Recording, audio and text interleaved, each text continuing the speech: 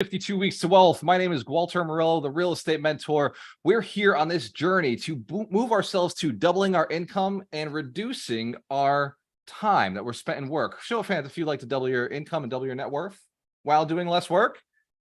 Excellent. That makes us entrepreneurs. Everybody else outside is an employee for life. We understand our job is designed to train us, to give us money to pay the bills, and also to help us get into the thing that we're passionate about, the thing that we love the most, the thing that feels good and also pays us. In fact, one of the sayings that I read or heard or listened to that I'm really attached to, and you can correct me if I'm wrong on this one, but it probably attracts you as well, is a life you don't have to take vacations from. Show of hands if you can resonate with a life so much fun, so impactful, so enjoyable that you don't have to take vacations. I remember when I was taking a lot of vacations early in life, I would fight for when I go to a new company. I want 2 weeks of vacations, or I want 3 weeks, or I want 4 weeks. Like that was the big negotiation tactic that I had. Does anybody ever negotiate for vacations early career? Remember back in the day, us old employees? Yes, some of us still do it, right? So I think Dorina sometimes negotiates vacations with me all the time. She's like, we could do another one. In business, it's almost like reverse. When you really start loving what you do, when you're like passionate about what you do, you get to take vacations every day. Every single day, I get to jump on this call and I hang out with my friends and we level each other up and we get to that next level. Wealth Principle 39 and Wealth Principle 40 are the secrets to why I live a vacation every single day. It's a secret to how I got the time to do leg day every day and take naps in the middle of the day. Show of hands if you understand that's beating up my body. It's really aggressive. And so I have to take extra naps. I have to eat a little extra food. And yet I have more energy every single day because I'm spending time working on my body. Show of hands if you could find that in your time. If you would love to have more time to work on your body, maybe do hikes, do the things that make you feel healthier. So Wealth Principle 39 and Wealth Principle 40, we're combining them.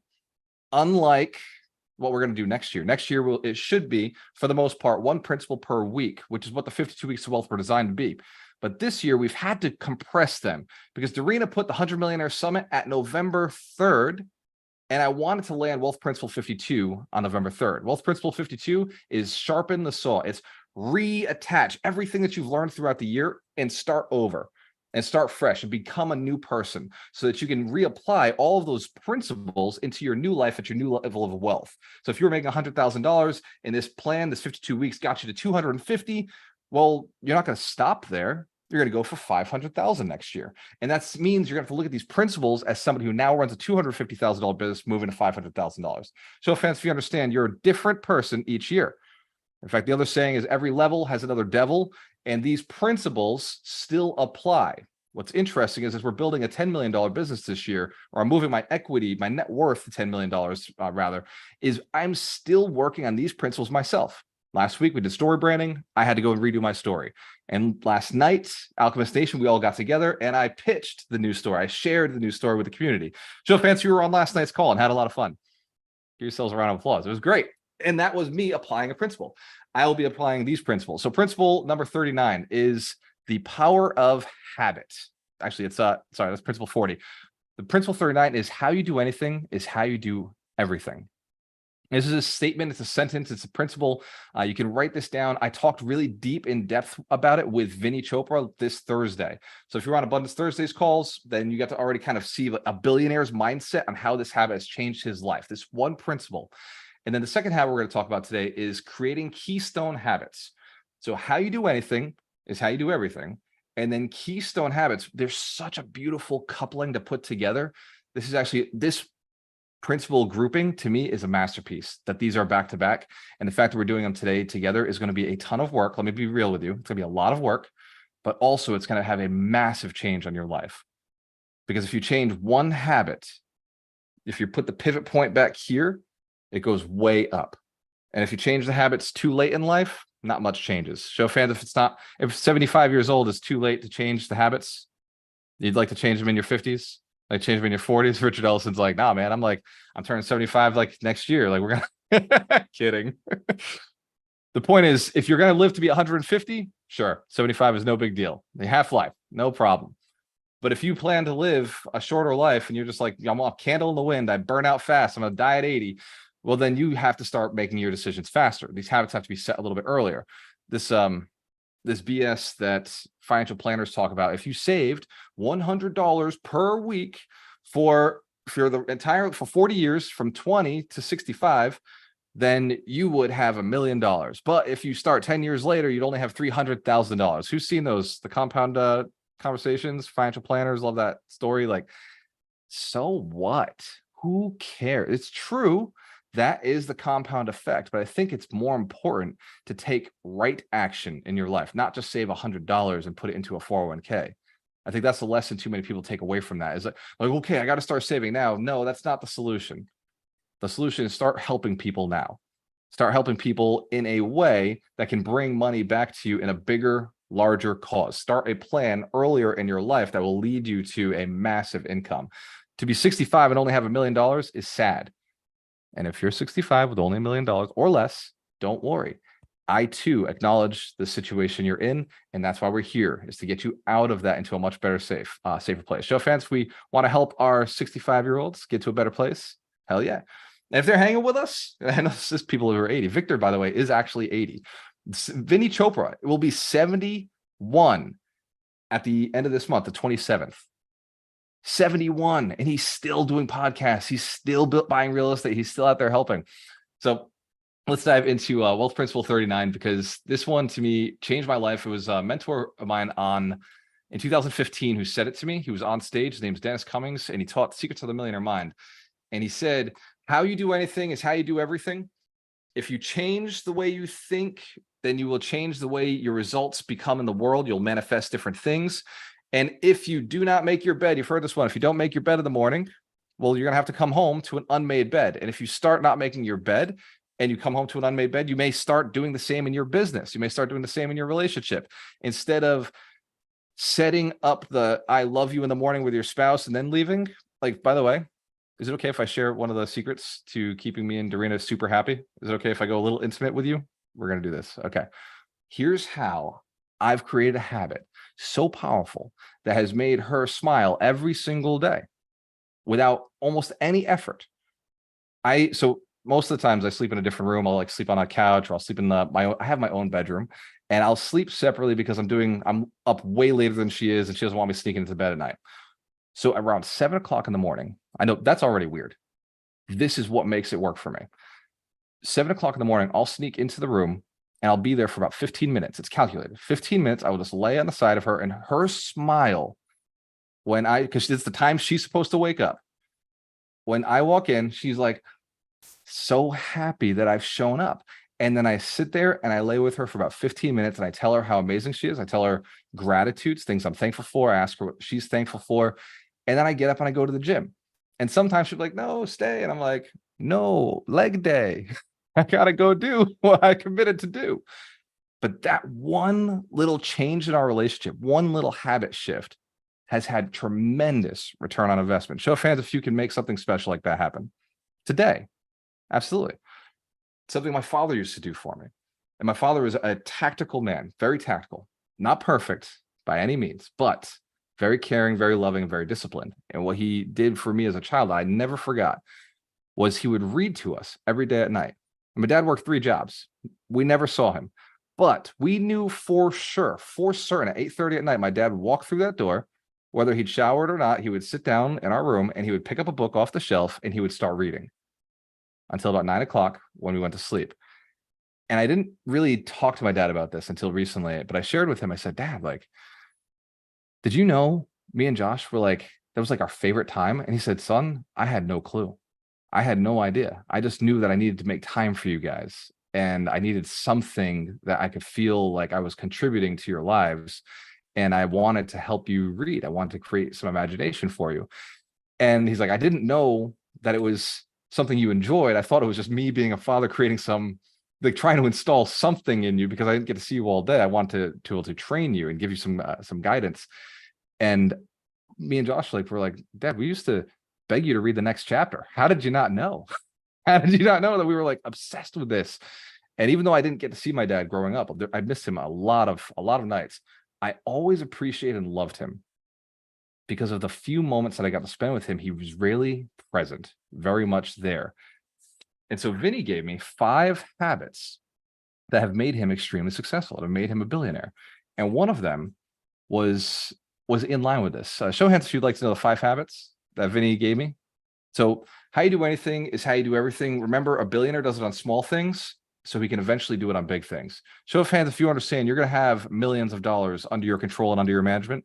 Some of you tens of millions, some of you hundreds of millions, some of you will be managing billions of dollars. By the way, I want to be very clear. Not all of you will be billionaires, but I also know that some of you might. Some of you may be that ambitious. Some of you may actually do it. Some of you may continue to go in that direction. If you do, I'm here to support you. That's why we're building relationships now and early on, so that later on when it's when you're the big gun, you could show me some things. So bad habits. Who here has them? Show of hands if you got bad habits. Yeah, there's a few of them out there. Fortunately, something I learned is that habits can change. Habits create change. And if you create the right habits, you will create the right changes. Here are some examples of bad habits. I was addicted to burgers. I still smoke cigars on occasion, and I will have a bourbon with the cigars. But for the most part, it's simple. Here's another bad habit. That is me writing books. I look a lot like that. I think Mitch Jorsky can relate. Anybody who's ever written a book, it's like junk food, computer, typety type. Here's some solutions for killing bad habits, for killing them. Post-its. Here's some habits that we had to have during COVID. Carry an extra mask. Why carry an extra mask? In case somebody else needs it. It wasn't about you. It was about being able to give. It was about being able to give back. So I'm going to give you 10 examples to tie it all together. First, one of the habits that people seem to forget is they're late or they're just barely on time. This is a huge challenge for Steven Beaver. He hates it. When somebody is even like a minute late, he will start his talks. I think he starts his talks at the moment, at the second. Like, it's just like, boom, I don't care who's in the room. So for anybody who's ever on a call with Steven, like, just show up 5 minutes early, because the talk does actually start at the time that he's set. And he'll always be in the Zoom room before he says he'll be there. But you should do the same thing, because champions hang out at the beginning and they hang out at the end. Because here's the deal. The person who set up the event, where are they? They're setting up at the beginning and they're breaking down at the end. So champions show up early and they stay late. One of the keys to success. Powerful habit. Number 2, broke people say, I can't afford it. Rich people say, how can I afford it? How you do anything is how you do everything. I can't afford to I don't have the time to sit in bed with my girlfriend for 15 minutes to make her feel special for the rest of the day. Or how can I make sure that I do that? And I set the alarm earlier so that I just get up. You can create the same things in your life. Number 3, should I throw out the trash? Who here has emotions and belief systems and things that have been holding them back? I hope I'm not the only one who has some trash to take out every so often.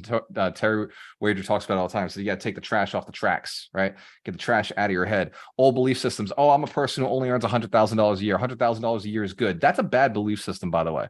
$100,000 a year is broke in California. And if you're really trying to create a cool life for yourself, $100,000 a year is just, this is the beginning. If you don't have $100,000 saved, Charlie Munger says this. He says, you need to do everything in your power to get to $100,000 saved, because $100,000 saved is just the beginning. And this is something he started saying like 40 years ago, because he's like 100 years old. So just think about it. $100,000 saved to invest into things is just the beginning. And what he said is, you really got to throw, like, well, he didn't say this, but I'm telling you, you got to throw out any belief system that says you can't.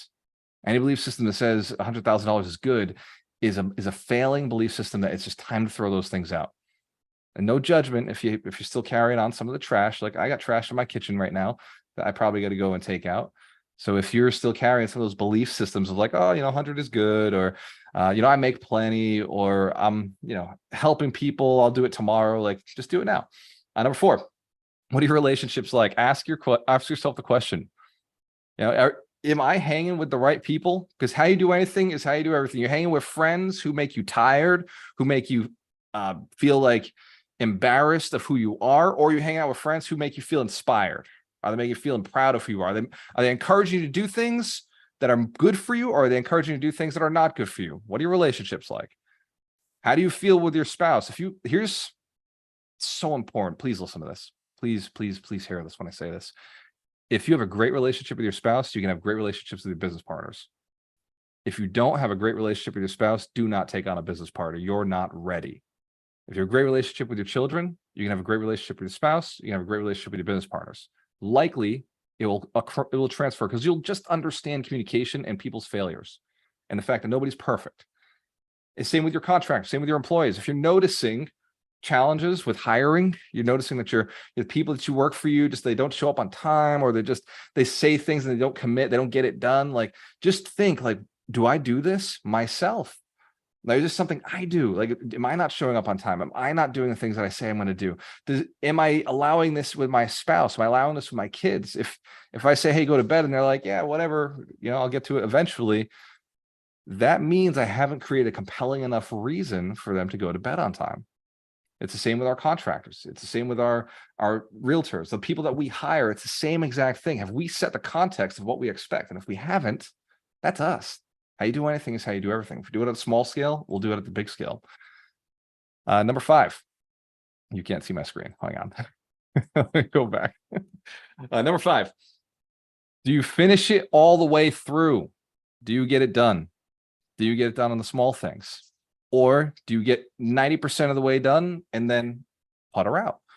And this is a habit. This, by the way, if you do it in small things, you're going to do it in big things. Right? Do you get underwriting a deal? You start underwriting, you find the deal, right? You find the deal, you connect with the people, you start underwriting the deal, and you are almost ready. You even call your freaking lender. You call your lender, be like, I'm thinking about putting in an offer. And then you choke on the only part that matters, which is submitted offers. Anybody ever choked? Like, evaluated deals and not submitted an offer? And I'm not saying now, I'm just saying in the past. Has anybody ever done it in the past? Old you, right? Who here knows people who've done it? Not you, right? Other people. That's a habit. That's because of another habit that you had somewhere earlier in any other part of your life. Like, maybe you don't tie your shoes all the way. Maybe you just kind of half-ass it. Maybe it's little things that compound out because you just don't finish things all the way. So, fans, if that's a habit you're willing to change, so you can have the compound effect of its results greater in your life moving forward. Absolutely. Let's make a lot of money this year. Little white lies at work. Little white lies anytime are lies. They're ineffective. They're ineffectual. They do not move you forward. So a little white lie, let's say, for example, we say something like, yeah, I'm here, but you're 5 minutes away. Who has seen somebody do that? And you're like, no, I'm actually here and I'm watching you pull in right now, asshole. That little white lie, if somebody does that, why wouldn't they do that at a higher level? Yes, I'll sell you the property.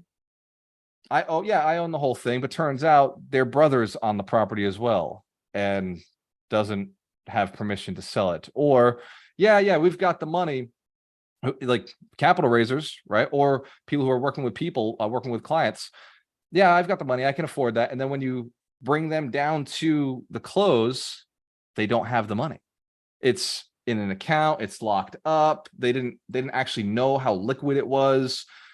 So if we have these bad habits, we'll attract people with those bad habits. Show of hands if it's time to fix your habits. It's hurting you in ways you didn't know, way beyond what you were thinking about. Absolutely. Little white lies are never okay. Just be real. It's the reason, by the way, the reason we do little white lies is to avoid pain, is to avoid confrontations, to avoid pains, to avoid conversations. It's literally just to avoid sometimes an extra sentence. Right? Because if you say, hey, I'm running 10 minutes late, it's just the extra words of like, okay, like, that's all it is.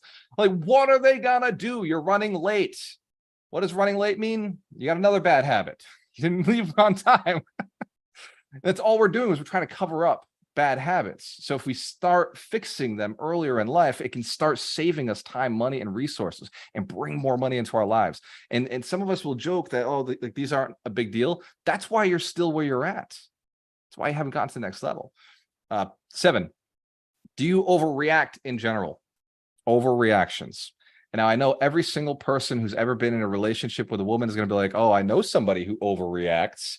And every single woman who's ever been in that situation is like, well, you're not perfect either. And I had a freaking reason. Show of hands if you're familiar with this scenario, this overreaction. It's not just women. I have done it in my own business. I have more times than I would like to admit, had to contact Ron post-conversation, my own business partner, and be like, bro, I effed up there. I might have snapped a little too hard on that one. And sometimes it's not even Ron. Sometimes I'm in a negotiation with a seller who's got multi-million-dollar deal for me, and I snap on them like, dude, this is how I want it. I don't care. Like, no, that's ridiculous. And I'll hang up. And later on, I'll be like, Ron, did I go too hard on that? And he'll be like, yes, you did. We may not be getting this deal. You might want to get the snap under control. So I can laugh about it, but I'm telling you, I know that being overreacting to a small situation can kill a deal. Who cares about $5,000 or $10,000 when we're about to make $1 million? Sometimes we're like, we got to stand to our ground. Like, oh no, it's the principle. If you ever say it's the principle, you're fucking wrong. Just write that shit down. And this is from personal experience. I'm talking to me right now. Show of hands, if you know, a lot of what I say is actually me just preaching to myself. So none of us are perfect. I'll be the first to admit it. So number 7, do you overact in general? There's not much that should create reaction, except for good news. Let me go back. Here's a good time to overreact. We just found out we're having a baby. Holy shit, this is exciting. Let's go, right? Like that's a good time to overreact in a positive way, right? There are times where overreacting is good. I'm just going to point out that most people overreact in a negative manner instead of in the moments where the most amount of joy should be reacted in there. We seem to like forget. Show of hands if you're committed to fixing that.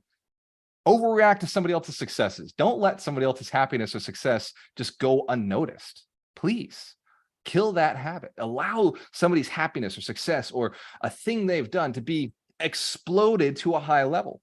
You know, there's in psychology, they talk about love bombing. They're like, if somebody's ever love bombing you, watch out. They could be manipulating you.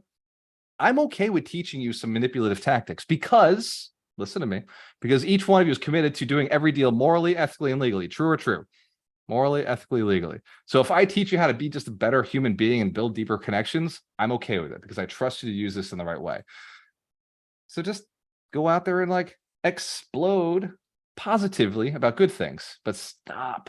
Like just think twice about overreacting in a scenario, and how much energy you put into a situation really should be based on, is this helping me move forward or not? Number 8, do you commit to something 50% or 100%? And people can tell, by the way. People know if you're committed because you use words like try. I'll try to get it done. I want to do it. I want to be there. I will try to show up, and I'll try to put in the effort. I'll try. I really want to be the best at this. Those words are signs that a person has not yet committed to the belief system. Here's a powerful word to listen to this, by the way. If a person gives you this word and you hear it, that's a word that you can get behind. I am, I will, I have. I've already done it. Consider it done. I am doing it right now. These are powerful words. When you hear a person use them often, that's a person you can trust. When a person says they'll try to get something done, or, yeah, I really want to do that for you. Okay, you really want to do it? We'll see.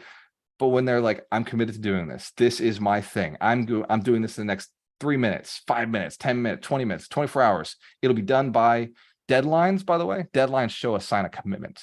So if you find that in the past you've been a little, let's say somebody else accused you, not me, but somebody else ever accused you of being uncommitted to things, having commitment issues, or not doing the things you say you're going to do, like, oh, you're a little flaky on shit, then just go back and say, maybe I've got to start committing to things. And maybe there's a little bit of truth to that. And maybe I got to start doing the things that I say I'm going to do. And I got a compliment last night. I'm going to share my compliment. So I took Dorina out. We do date nights now every night. So every night at 6 is date night for us. And I took her out, by the way, new habits that Steven Beaver installed. He was like, you need to do this. Well, didn't say need, but he encouraged me to have a better life. And we took her out and she said, what are 5 things you love about me? Show of hands if you ever had somebody do that to you. What are 5 things you love about me? So I was like, can I use body or do you want mind stuff? Like, do you want 5 on your body or 5 on your mind? She said both. Write that down, by the way. Rich people always want both. It's a great habit. Rich people will always seek out, why should we compromise? I got time to listen to 5 things good about me and 5 other things good about me. And so we shifted over. And by the way, I crushed it. And here's another win that I discovered last night. Be honest. I said, well, that's my top 5 right now, but I got a whole list of others. You want me to keep going? And that, a smile on her face, she's like, you can keep going.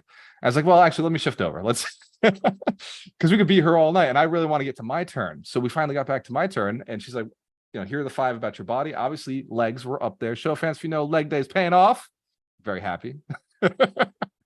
So she said something. She said, you're very disciplined.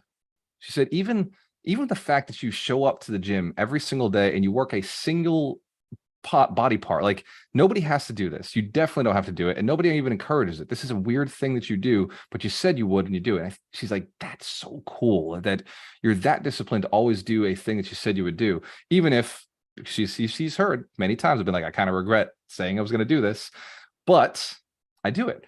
He said, the fact you show up in the morning, every morning, consistently, that's so cool. Like that's discipline. And even the way you do, because I'm doing content today, I'm going to be recording a ton of videos today. She's like, even the way you record video, even though I know you hate it, even though I know you hate being in front of the camera, you hate those moments, like you get so much anxiety around, what should I say? Like, even though you do that, you do it. You got thousands of videos recorded. Like, she's like, it's the discipline that you show in the way you show up is so, it's so compelling. It's so interesting. Show fans if you'd like to be more disciplined, be more committed. Focus on it. Use the word I am. I've done it. And then commit. Actually do the things that you say you're going to do. Number 9, is your room always messy? And it's not just your office. It's not just your room. It's not just your bedroom, not just your house. Up here. Because if you're letting it be messy here, there's a good chance you're letting it be messy up here. Are there things you're leaving around that you've already kind of resolved, you're not going to touch for a week or 2 weeks or a year? Like, put them away. If you know for sure you're not going to need them, there's no reason to keep things out so you'll get to it. Put it on your calendar. Let it show up when it's necessary, because otherwise it's in your face and you're just reminding yourself that you're a failure. Oh, I haven't gotten to that yet. I haven't gotten to that yet. I haven't gotten to that yet. I haven't gotten to that yet. And it slows you down. Mess will slow your thinking down. It will slow your mind down. Clean spaces for work allow deeper creativity. Clean spaces for your living space allow deeper conversation, real conversation, instead of being reminded of things you haven't done. That sock on the floor is a reminder of you not being a clean person, which makes you not clean in business, which means you're not clean with your money. It means you're not clean with your relationships. Show of hands if you understand a messy room hurts in more ways than one. Start with one, you fix the other. How you do anything is how you do everything. Principle, the last one is 10. How do you treat a waiter or a waitress? How you treat the people who have to serve you no matter what, who have to serve you, says a lot about yourself. Because if you treat somebody who has to serve you and deal with your BS, then you're probably going to do that to your loved ones. You're probably going to do that in your business partners. You're probably going to do that with your employees.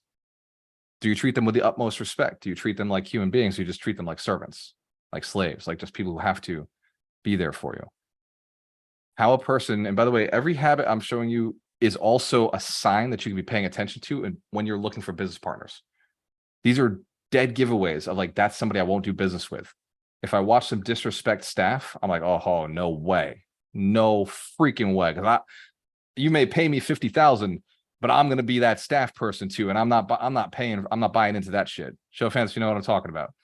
I don't care what we're making together. I have deals where I made $1 million with a person. It's like, dude, like, if that's how you're going to treat staff, I'm not doing that deal. Now, I've been on the other side of that. Not worth it. And that's let me show you. So habits. That is a little bit of self-love, by the way. Every one of these things means, if you follow them and you do them, it means you love yourself enough to make more money, to change yourself, to make adjustments. Yes, the changes can be difficult. Having a budget can be difficult. Buying real estate can be difficult. Building a business, talking to your spouse about things that make you uncomfortable can be difficult. All of it. None of it's easy. But neither is leg day every day. In fact, there are some days where I genuinely think the doctors and the physical therapists and fitness people are right. Like, it might be dangerous to do leg day every day. I've had knee injuries. I've had hip injuries. I've had my calves like lit up where I can't do stairs for a little while. And I've gotten much better at it now. Now I'm much more adjusted, but there are things that you have probably done to yourself that don't need to be done, that aren't getting you where you want to go. And there's a right way to do it. There is, and there are habits that will help you get there. How you do anything on the small scale dictates how you do it on the big scale. And the biggest principle to this that really changed my life when Dennis Cummings taught it to me in 2015 was, if you can't be trusted with $1, don't go borrow $10. Don't borrow $100,000. Don't borrow $1 million. Right? If you can't make sure that your bank account always has savings and reserves for tough times, don't try to be a capital raiser. Don't try to get into real estate. All right, go and get your credit right. Like, if you can't pay the bills that you've already established for yourself, when you start borrowing money, all that does is magnify the problem. Just magnifies the pre-existing issue. You know, Rod and I are savers, which is why we work so well together. We like, when he and I partnered up, we had a lot of money in the bank. We're good at putting money in the bank. I think he had 200,000. I had almost $500,000 in equity in properties. And I was everything I made, I just stacked it up. I didn't need that money. I live my life. I live through experience. My life doesn't cost money. It costs the same as it did before. So everything goes back into the business. And he and I have always agreed to that. We've always done very well with that. We pay our bills, we pay our credit cards, and make sure everything is done. In fact, this Amen. All right, let's give him a round of applause. Love my business partner. We do an amazing job together. Here's what Vinny told me. So we're gonna jump into the book of the week. I don't see Mike Shine, so I'm gonna ask Mitch to run these two books. But here's my business partner. This is what Vinny Chopra, the billionaire, told me. He said 5 things that have changed his life. These are 5 habits that have changed his life. Do it now. If it can be done now, do it now. If it takes 2 minutes, 5 minutes, do it now. It doesn't matter. If it must be done by you and it takes 2 to 5 minutes, no matter what you're doing, stop it and do it now. Just get it done. Number 2, do not borrow money. Do not borrow money. There's a caveat to it. Invest other people's money. So the principle is, do not borrow money, but you should invest other people's money. You should invest other people's money. There's a difference between borrowing and investing. So fans, we understand the difference between good debt and bad debt. Borrowing, no purpose behind it. Investing other people's money, that's a huge difference. Huge difference. Number 3, get a deal. Get a deal. No matter where you're at, no matter what the situation is. One of the beauties to Darina is she gets deals on anything. In fact, she's better at getting deals than I am in some situations. She'll get a deal on going to play pool one night. Like, part of our date night is we go out and we do weird stuff like play pool or bowling or darts or something. And 2 nights ago, 3 nights ago, 4 nights ago, whatever, we went out and we showed up just at the time where like the place was going to close. And she's like, well, can we just play pool? And they're like, yeah, it's $10. And the girls, and Darina was like, well, you're closing soon. Well, like, we may not even get a full game in. And they're like, yeah, you know what? Here are the pool balls. Go have fun. I saved $10, like little money. But she'll do that at every level. She doesn't care. So that's why she negotiates all the deals with the 100 Millionaire Summit, and which is why we've gotten an amazing deal at the venue, amazing deal with our videographers. Even though we're spending $100,000, I think the savings is already $40,000. Because she's really good at asking for a little more, seeing if I can get a little more of a situation. Let's give Darina a big round of applause. Get a deal. Always get a deal. And it also helps to get a deal for your investors, right? As you start going up, you want to invest other people's money, make sure you get a deal. Give them more. Always leave. This is actually how he said it. He said, always leave a person better than you found them. Every time you meet a person, always leave them better than you found him. And I'd asked Vinny, I said, man, like, where did you learn this? Because I saw it. I saw you at the summit, right? You spoke on stage. You're the richest guy in the room. And you came down, and every person you talked to, you locked eyes, shook hands, paid attention to them, spoke with them. Like, other people were around you, and you just focused on the person, who one at a time. And if anybody like felt like they were about to leave, he said, hold on. I just one moment. Like, I want to make sure that I spend time with you. Like, he did not let a person feel like they weren't special. And I asked, like, man, like, is that a thing you do? And he said, yeah, it's just my principle is always leave a person better than I met them. And then the last one is prioritizing. Because I asked him, how do you get on so many vacations and build so much business and wealth? Because he's taken officially 3 weeks, 4 weeks, 7 weeks of vacations so far this year. And I think he's got 4 more weeks of vacation scheduled coming up. The man will have been on vacation 3 months out of the year. And when I say on vacation, I mean he travels out of the country, doesn't touch his phone. Like leaves America and doesn't touch his phone. He takes his wife, he takes his 2 kids, and sometimes he takes his wife's family. And that's one of the things he does. And I asked, how does that become a thing? He said, prioritize. He said, I just prioritize that I will always be successful. I know that. And I prioritize my family. I prioritize my health. I prioritize my quality of life. And I make sure that my business provides those things for me. He said, he calls it his North Star. God, I think he said, God, his wife, his kids, his health, and that's the order he puts it in. I have no idea if that's right or wrong, but Vinny seems pretty damn happy at almost 71 years old. So fans, this is valuable today. We understand that how you do anything is how you do everything, and that the habits you choose will dictate the quality of life that you live. There are keystone habits. These are them. These 5 are your keystone habits. These are the principles. You change these in your life and get better at them to the degree that you excel at these 5 keystone habits. Your life could look like Vinny Chopra's one day. Show fans if that's okay. You're all right with that. Yeah, 3 months of vacations, 3 months traveling all across the country. And when he does work, he's working, talking to rich people. He's talking to hedge funds. He's talking to very successful real estate investors, very successful people. And he's saying, hey, do you want to invest in my thing? Got a $100 million fund. Like, let's go. So if you're satisfied with your life, excellent. You wouldn't have been on this call. But if you're not satisfied, not completely satisfied, you want to get to the next level, then sometimes it makes sense to have a conversation with somebody who's been there before, who knows what they're doing, who's sat down with other human beings and mapped out a path and seen people successful and seen the path that they take. Somebody who's a master at habits, somebody who has installed habits in themselves and helped others install habits. One of the reasons that we work with people who are in the martial arts industry or people who are been in the military is because they're very habit-based people. My business partners are Ron Bowling's in the military. Gary was in the military. Steven is a martial artist, trained at one of the top martial artists in the country during his heyday. Billy Router also owned 5 martial art dojos. And these guys have systems. Like they're system-based, habit-based. One of the challenges with most people who are looking to become wealthy is they're trying to do it overnight. It's not an overnight thing. It is a habit thing. It is based on how you do the little things. So what we've been talking about doing, we're going to beta test this today, just with the community here, is a one-on-one roadmap call with one of our success coaches. And we're going to make it free. I'm not going to charge you for this because it is a beta test. And if you're satisfied with the roadmap call, then we want you to fill out a form and say, here's what I liked, here's what I didn't like. And here's what I got out of it. Show of hands if that'd be valuable to you, if you'd like to be part of the beta test. Who here likes free things that could be valuable and change their lives? Excellent. So I pitched it to our folks and everybody said yes. Everybody was like, yeah, I'll do it. Everybody volunteered to jump in and do these roadmap calls. And so I had to look at somebody who we hadn't quite found a full-time thing for them to do yet. Somebody who really had a lot of passion, been asking us how do I, I'll do anything. I want to help this community. I love this community. He runs our Daytona event. He runs business and real estate professionals in Daytona. So let's give Billy Router a big round of applause. If you are interested in a one-on-one roadmap call with Billy, Billy, can you drop the link? Actually, that's probably easier. So Billy's going to drop his link in the chat.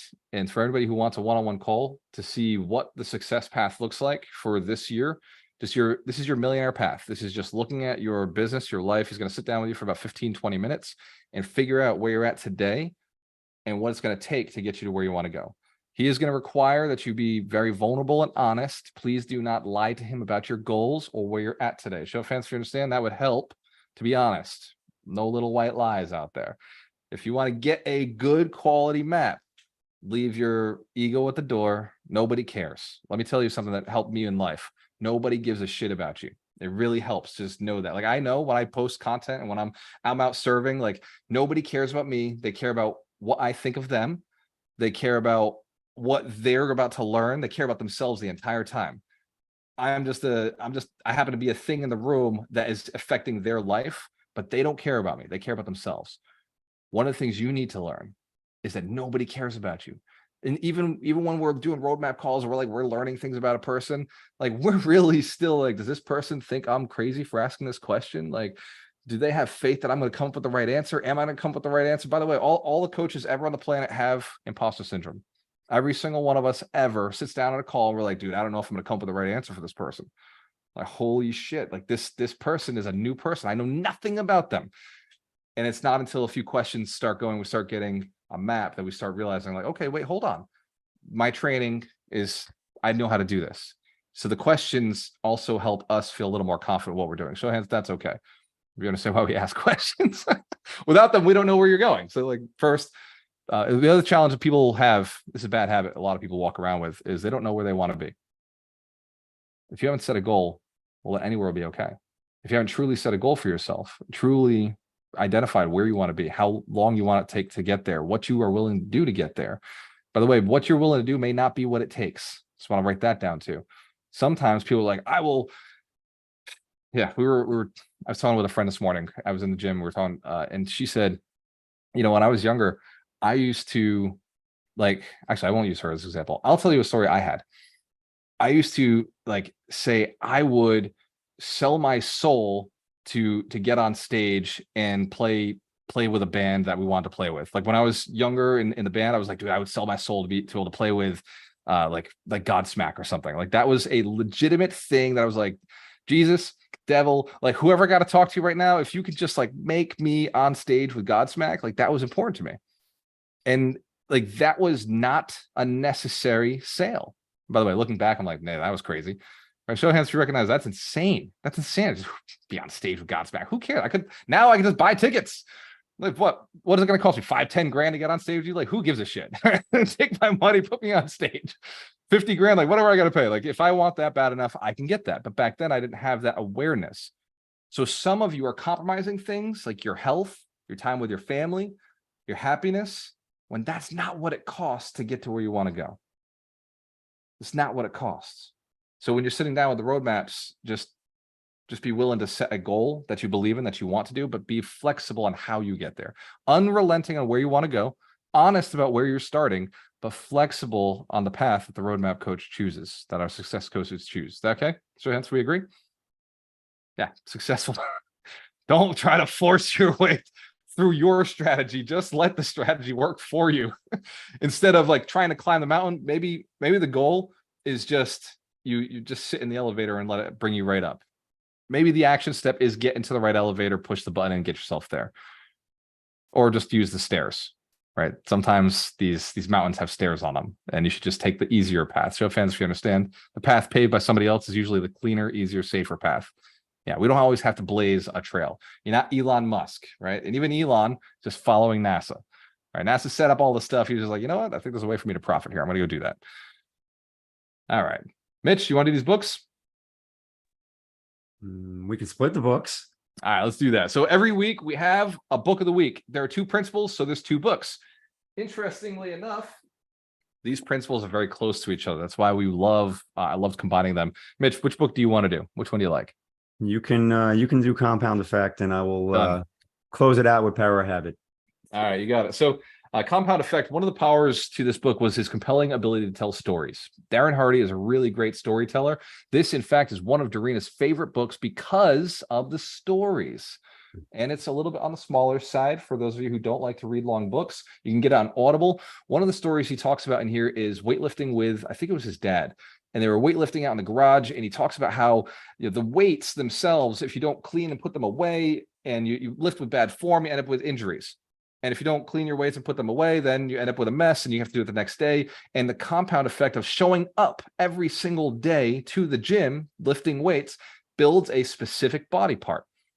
And it wasn't until over time he started seeing those results. But he also had friends who in their 40s were very overweight and hadn't hit the gym every day and they'd eaten the wrong foods. And he starts this book kind of just showing you, here's simple ways we can just see a person's habits very, very simply. We can see the results of a person's habits. Show of hands if you've seen that in other people's lives. Heck yeah, I've seen it in my own life. A little belly fat shows up. I'm like, dude, I got to stop the Pringles at night. It's not helping me out. Those late night stacks and make those adjustments. Go ahead, Mitch. Let's give Mitch a round of applause. Mike Shine is usually our keeper of the books, but we got Mitch Jorsky, the Scaredy Cat Guide to Real Estate Investing in the house. Yes, today I'm playing the role of Mike Shine, which is an ultimate role to play because he's not here because he's at a mastermind Chicago hanging out with billionaires. So that sounds like a pretty good reason to miss a call if you're going to miss one.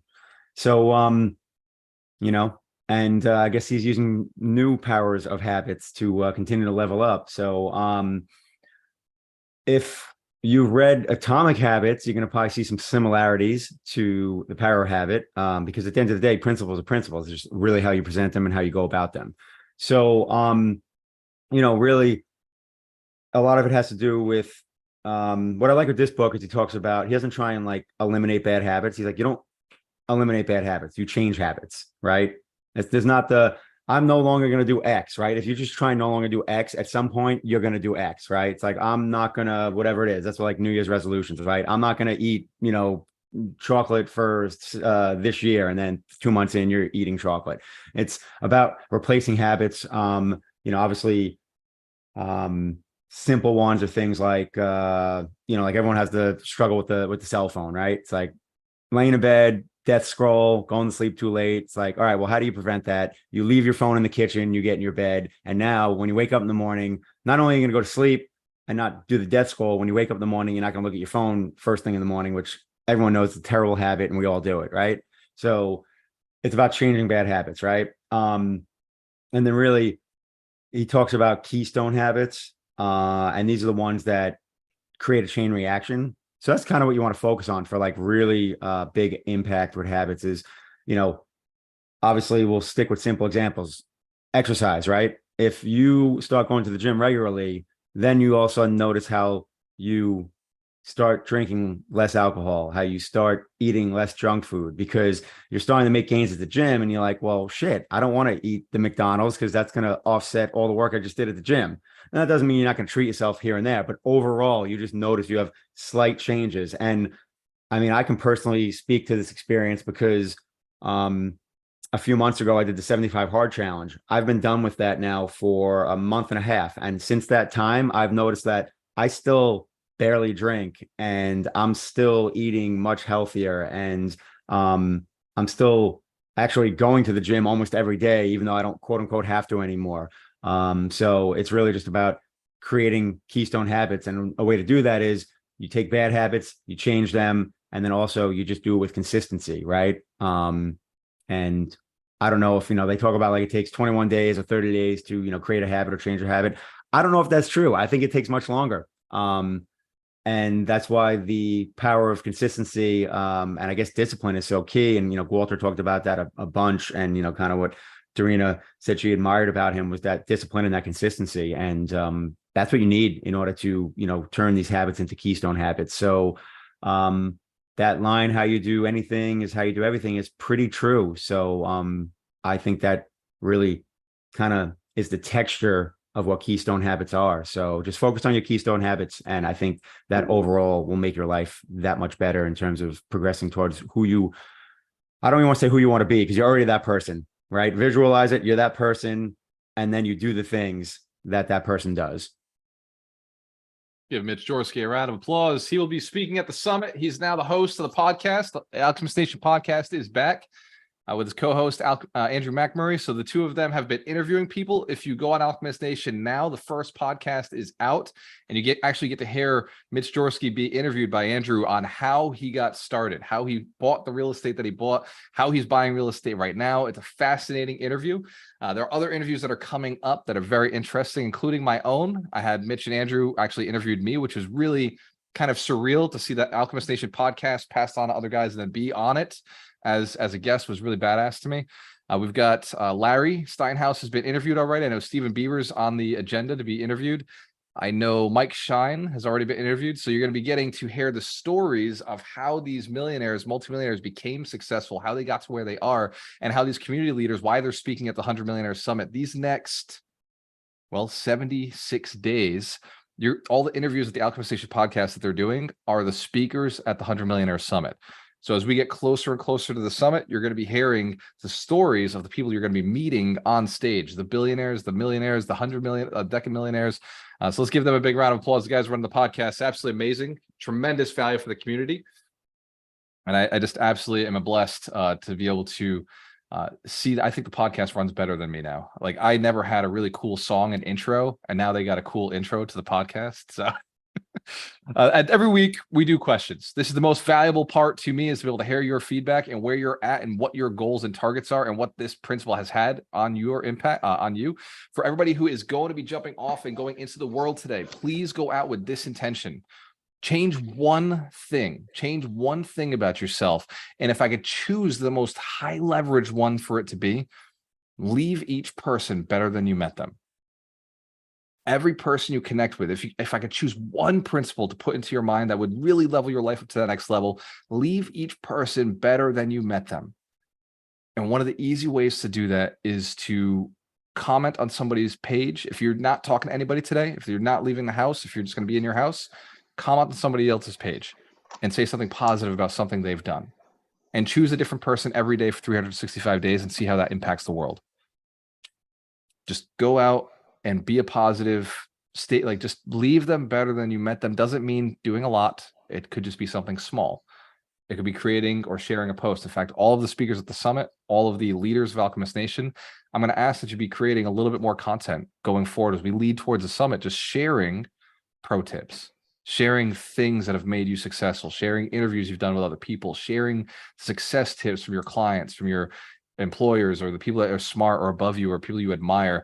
I'm just going to ask that Alchemist Nation, any of our community leaders, the people who are our coaches or experts, people who are our sponsors, trusted team members, just create a little bit more content and just put it out so that you can have a positive impact on the people who are seeing and following you. Show fans, if you understand, it makes a difference. It does, even if you don't know. Even if you don't know. I'm telling you, I'm a little embarrassed about my lack of content lately, which is why we're recording today. But at the gym 2 days ago, a guy said, man, like I've been following you and I sent like 5 videos to my girlfriend.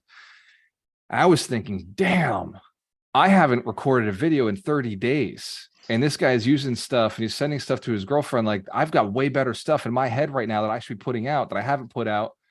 And now this guy's sharing my old stuff when my new stuff's better, but doesn't exist. Show fans, if you understand, the new you is better than the old you. You got to go create more. And if nobody knows you, how are you supposed to help them? How are you supposed to help them? So let's do, we'll stick around for about 15 minutes of Q&A. And for everybody who's got to jump off, I love you from the bottom of my heart. I want to see you successful. So go out and pay it forward. Just make sure you know where the money's going. Make sure you know how they're going to serve you. And for everyone who knows they want a roadmap call, knows they want a path to success, this is a free roadmap call. Billy's doing this because it's a beta test for us. Just take Billy's link. Billy, can you drop it one more time? Drop your link in the chat. Take his link and click it and then schedule a time for this week or next week that fits your schedule. The sooner the better, because we'll get more data. We'll know more about what's working, what's not working, and where this community is going. Also, the more you share, the more it will help me with putting out better quality content that makes your life significantly easier. If I can get you cheat codes in the world, I will. If I can leverage some of our trusted team to solve some of your problems, these roadmap calls are going to help me do that. Show hands if you understand. We can only help if you let us know what's wrong. Or maybe there is nothing wrong, and you just let us know what your goals are. So we can only pull things out of the way if we know where you're going. So let's open up to questions. Stephen Beaver, this is your realm. Make sure that they get their questions answered. Let's give Stephen thanks. Before we start, though, I want to bring up something we started at the very beginning of the conversation. It was a great question.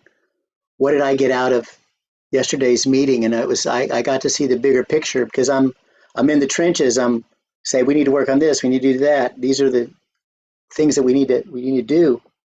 And sometimes you lose the big picture. And I'm pretty sure all of us, raise your hand, isn't that your life? You're working on small little things that are like consuming all your time, and you're missing the bigger picture. And I think, first of all, it's free. But the value of just seeing the big picture, the value for me, but just seeing the big picture yesterday, I was like, wow, we really are making a difference. We are really, and for you, you don't realize it because you're in the trenches, you're doing the things, it's the grind, it's this, it's that, it brings you down, you hear the media, all this negativity, and you're trying to get through that. The solution is simply to refocus on your big picture. And I would encourage everyone to do. I did it with Walter when we first met. It was very enlightening. It wasn't pleasant. There were some things in my past that I thought, wow, I really had no idea that I had self-sabotaged myself in certain ways. So I think we all, can we just raise our hand and say we all are making mistakes every once in a while, right?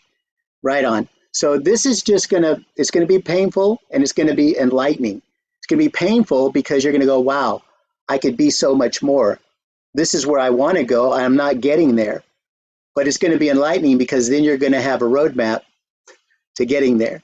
So you can any road will take you to New York, but if you don't have a direction to pick, it's just which one, it's going to take you longer. So this is a really great way to accelerate that. So anyway, should I throw out the trash in your room? Always messy. Funny thing, Walter.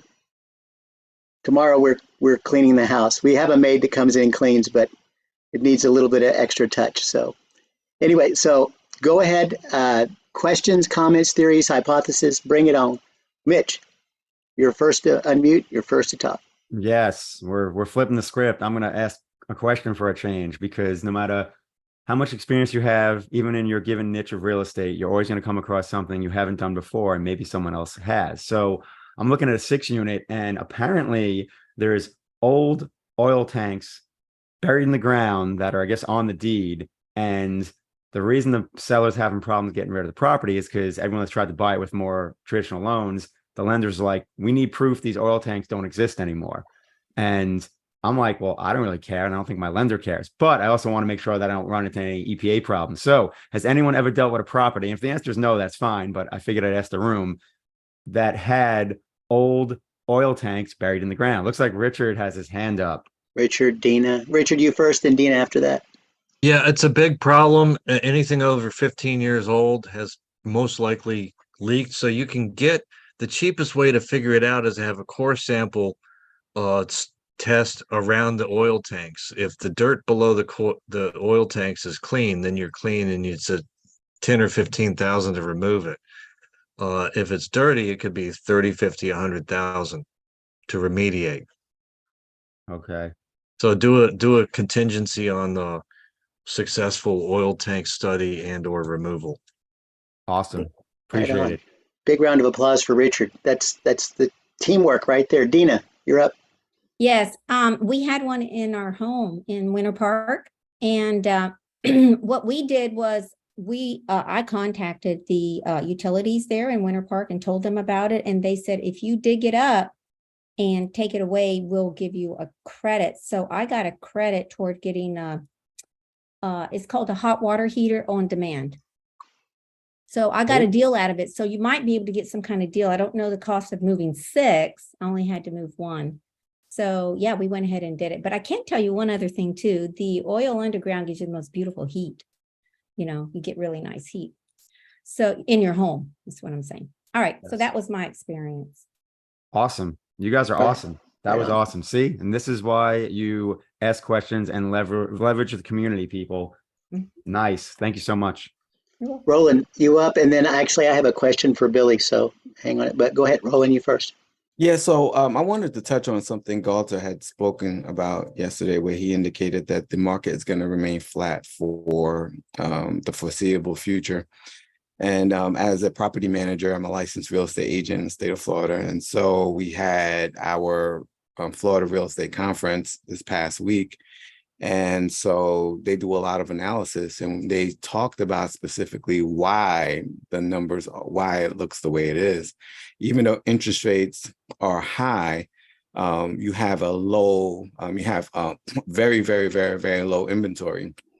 And the foreclosures are not happening because the banks are working with the people, right? You have an issue where the builders are not building, so you don't have a lot of inventory coming on the market. So all of the traditional things that would cause prices to fall have not happened. So prices are not falling, they're remaining the same. Interest rates are up, which usually results in prices falling, but that's not happening either because you have the very, very low inventory. And so because of that, they stated that they're not seeing the trend of prices going down for the foreseeable future. And that's why you're not seeing a lot of properties on the market. So you have to be creative as investors. And this is just not for Florida. This is probably throughout the country. You have a perfect storm of things not moving, right? And so you have to work with investors. You have to be creative. You have to find properties where you can have mortgages assigned to you. You have to find creative ways to get these deals done, because if you're looking for a catastrophe for you to jump in the market, that's just not going to happen in the foreseeable future. Walter, I know you've got a bunch of stuff to say there, but can I just real quick? So this is the reason why Walter is building the community, is to help everybody. Roland is absolutely 100% right. However, the silver tsunami is coming. There are going to be properties coming out because people are going to be tired of doing it. People are getting older. I think it's 70 plus is where 60% of the real estate is owned.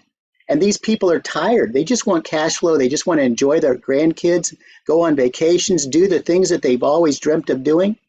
And so we build these relationships in our networking group. And that's why Walter is, so nobody should be Walter when it comes to podcast. He is the podcast king. We are not. However, you can be the podcast king or queen for your community, those 20 to 150 people that you see every month in your event. Those are the people you market to. And those are the people when you see there's 5, 10, 20 landowners in there that have multiple lands and they're like, I'm really wanting to get out of the deal. Me, please. You know me. We've done lunch 2 or 3 times this year, right? So they're going to be like, yeah, you. And that's the brilliance of what Walter was doing, is that this is going to give you the edge on everybody else. Instead of them putting it out there trying to find someone, they're going to turn to you and say, you asked me what my goal was last year. This year, it's completely different. Oh, seriously, what is it? I need to get rid of my property, but I got to have the cash flow. Let's talk, right? They've come to, the raving fan has come to you. So Walter, go ahead. And then Walter, after that. Billy, I see him. Yes. Okay. Just giving a round of applause. I love the way these Q&A sessions, these are to me, really the most important part of the day is just before we get started is like ask questions, share what's going on in your world. The lessons are super important. I want you to apply them. And what Roland just said is actually, it complements literally what we were talking about yesterday, that this market is the way it is. It's looking the way it is. And the silver tsunami is the only thing that I think could create enough inventory, but I don't think it's going to happen for another 4 to 5 years. 2025, 2026, we may start seeing the beginning of that begin. And then we've got a long time to the bottom. That should be 4 to 6 years to the bottom. That's how long it would take for those older folks to pass on their real estate, go through probate, go through all the other stuff. So what Roland just shared with you is exactly the strategy you'll hear me talking a lot about over the next few months, is subject to existing mortgages, seller financing, partial seller financing, a lot of creative strategies to help the sellers not pay taxes and also exchange their properties in a way that cash flows for you. So you can still be picking up properties now. It's just that you really have to work on the numbers really, really carefully. Like Roland said, you really got to make sure that it works.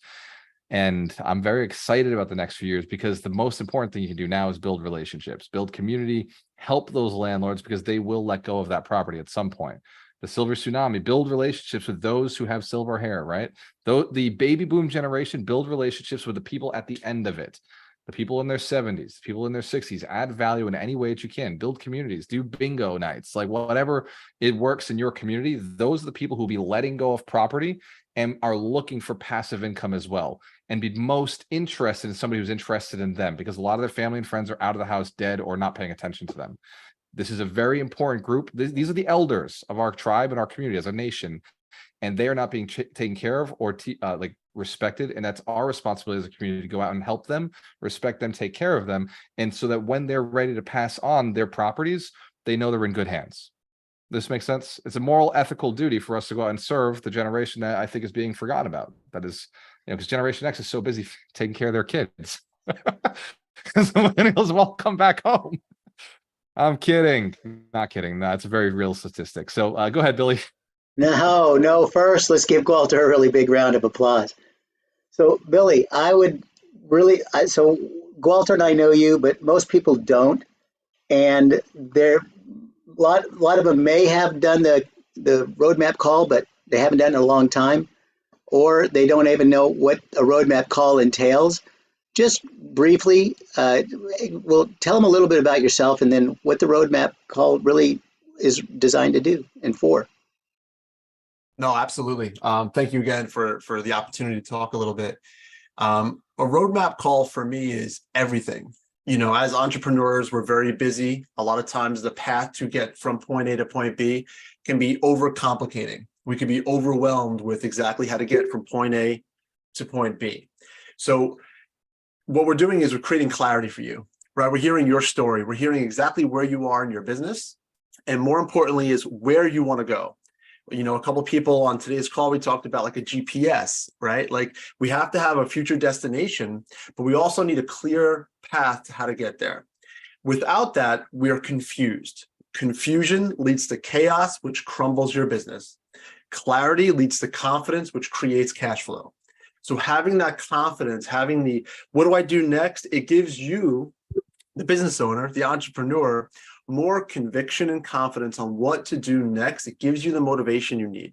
So what a roadmap call is just that. It is, where are you right now? Like Walter said, zero judgment, only love and empathy and appreciation for you. But when you show up honestly, we understand the facts. We could really assess exactly where you are. So as a coach, I could help you and guide you to really what's best for you for the next step. So we have the first step. Where are you? What's your life like? What's your business like? What's your marriage like? Let's get all of this in place right now. What emotions are showing up for you? And what are your ambitions?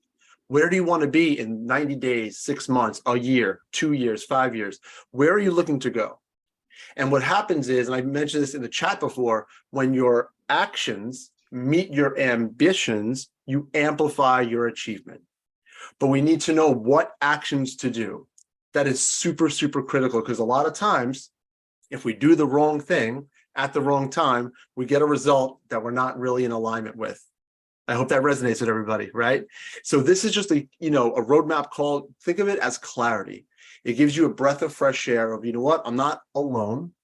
Some of the struggles and challenges I'm experiencing, I'm raising my hand here, I've certainly experienced them, and I'm going to share it again.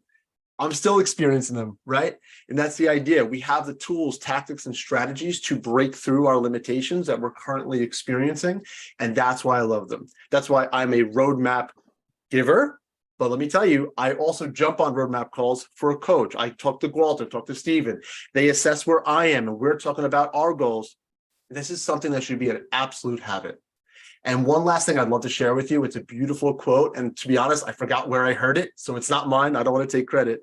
But it's, a small leak can sink a big ship.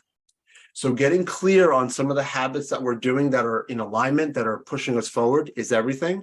But also becoming aware of some of the habits that are providing a leak in our ship is critical. It'll save you time, money, and frustration. So getting a better, clear picture with all this is going to amplify your achievement, because now you have clarity and confidence. Hope that answers your question, Steven. It does. Big round of applause for Billy. Good job. Good job. Let's So give Walter, we Stephen- have Yep, go ahead. 4 minutes. Yep. Let's give Stephen Beaver a big round of applause for all the work he's doing behind the scenes. He has officially taken the role of CEO for Alchemist Nation, handling the back end to make sure that I can go create content and make sure that I'm a little bit more seen in the community, doing the thing I like to do the most, which is train, teach, speak, and be in touch with where you're at. So one more time, let's give Steven a big round of applause. Let's give Ron, Mitch, Darina, everybody who's involved, all of our trusted team, our sponsors, a big round of applause. The folks who are out there doing the work every day. And for each one of you, I want to leave you with a message, an idea, a concept, something that is frequently forgotten, but should be constantly reminded and remembered, is we die. That is the gift that God gave us when he put us on this planet, is that one day all the pain does end. But while we're here, we're also supposed to be alive. And many people say that this is a mission worth dying for when they think about their life. This is a purpose worth dying for. What would you die for? And I think the better way to look at this and what we're doing here, each one of you, is to say, what is worth living for? What is a life worth living? What is a goal worth living for? What is a journey that would be so interesting that would make every day of my life compelling. It would make getting up in the morning exciting to me. What is a habit you could install this week that would make your life to you seem so unique, interesting, compelling, and also produce the results you're looking for? For example, me getting in shape was simply a goal. How I decided to do it, the idea of leg day seemed so painful, annoying, and frustrating to me as a guy who skipped leg day for 7 years because I just wanted to have upper body. It seemed like, no way, nobody's ever done this. This is crazy. I'll be doing the girl workouts. And something in my head said, man, you know what? It's so crazy. If you did it, it would be something you could say you did because it would actually matter in your life. Now, the journey is more exciting to me than the goal. I don't care that I can say, coming up very soon, I'll be able to say I've done a full year of leg day every day. What matters is the journey and the production and how cool it feels every day when I walk into the gym and the guys ask me, what are you doing today? And I'll be like, legs. And they're like, yeah, you're a leg day. And like everybody in the gym knows what I'm doing. Like a little celebrity in there. They follow me on Instagram now because they're like, man, another leg day done. It's a cool thing for me. It's a cool thing for them. I want you to think about this as you're leaving today. What is the cool thing you're going to add in your life? It doesn't have to be crazy. Nobody thought Year of Leg Day was going to be cool, except for me. Nobody cares that I'm doing it, except for me. When I talk about it, each one of you chuckles. It's a funny thing, but none of you are like, I'm going to go do Year of Leg Day. It's crazy. It's insane. There's something that you want to do, a new habit for you that only has to be special to you. It only has to produce the results you're looking for in your life. It only has to get you to be proud of yourself. Like when I sit in my little Toyota Corolla and I drive and people are like judging me for driving a Toyota Corolla, I think I'm fucking Warren Buffett. When I sit in there and I'm like, dude, this bitch is paid off. And it's a Toyota, which is what Warren Buffett drove for years. Like I'm thinking I'm the richest man on the planet. Look at me driving the richest man's car. Everybody has a different perception of their life. Create a habit today that makes you feel like the sexy, powerful beast that is helping and compelling and changing the world because you are. And nobody else has to know except for you. And eventually you can start telling other people. I'll be honest, the Year of Leg Day is only possible because of you. I've told you what I'm doing, and each one of you, every time I say it, it makes me feel like I'm a guy who gets the thing that I say I'm going to do done. And sometimes I choose, like in the morning, I'm like, I don't want to go. But I think about the fact that I've got to create content today. And if the community doesn't see me doing something, like if I can't say that I did 100, like every single day of legs, I won't be an honest, authentic person. I'm thinking of like Deborah Felder. She's like, man, you better get in that gym. Come on, brother, you better get it. And I do. So sometimes, and then maybe not right away, because I didn't tell everybody about Year of Leg Day. I thought about it for weeks before I finally committed to it. So today, I just want you to commit to it. I just want you to come up with what it might be. And I want you to start thinking about how you're going to pull it off, what this little habit is going to be. It doesn't have to be a famous thing. Nobody has to know about it. But I want you to start thinking about what that habit would be to be so compelling, so changing, life-changing in your life. And then maybe one day you do start sharing what that is. Show of hands if you can do this for yourself, for your family, for your community, for your tribe. Well, in that case, cheers to your success. Remember, choice. Always work with the best. I'll see you next week.